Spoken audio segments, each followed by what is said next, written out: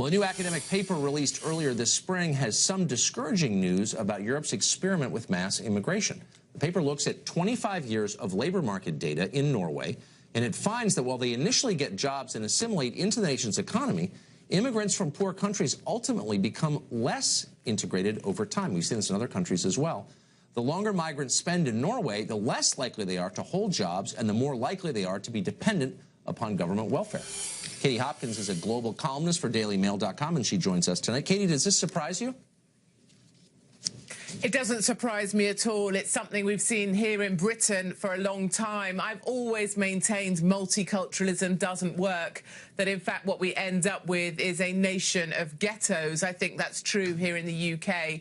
And I think what we see is that migrants arrive, and typically because we now have so many economic migrants who haven't actually suffered war or endured real hardship, that they really want to create a country within a country. They don't see Islam as compatible with Western culture, Western values. So actually they would rather live alone, separate from our society. Certainly around 23% of British Muslims have said that they would prefer and look to live under Sharia law rather than any laws that we have here.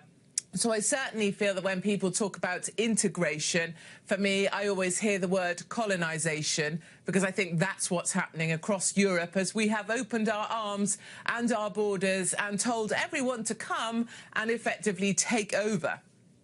So if you're going to do that, if you're going to bring people into your country in large numbers, don't you have some obligation to help them become part of your culture? Because countries in which nobody has anything in common fall apart. What are the European authorities doing to inculcate their values in these new arrivals? Absolutely. And you would think that, wouldn't you? You'd think we would kind of maybe have some lessons on British values, help individuals integrate by kind of showing them our ways and enabling them to join them.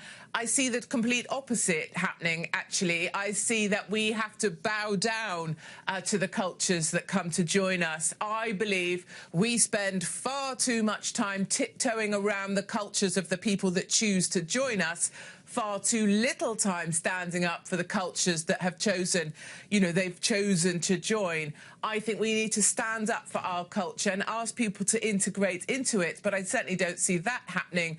I think people, are punished for looking Islamophobic if they try and stand up for British values, and that's why things like having the flag, our national flag, having the English flag, the George Cross, that's seen now as kind of being almost verging on racist, potentially, certainly Islamophobic, because we're not then embracing these new cultures that come to join us. So it's more offensive to the British ruling class and British authorities to be anti-Islam than it is to be anti-Britain.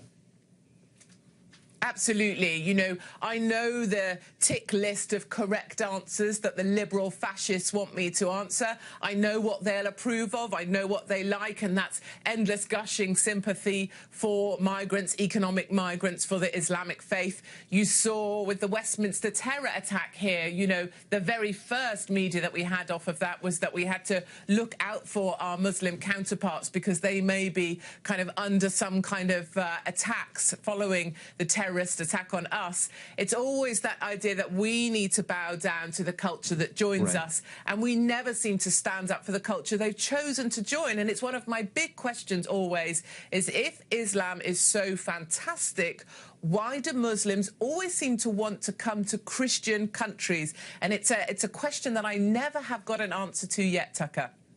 It's a great question, and an awful lot's at stake, like 1,000 years of history. You take it seriously, and I appreciate that. Katie, thanks for joining us. Thank you very much.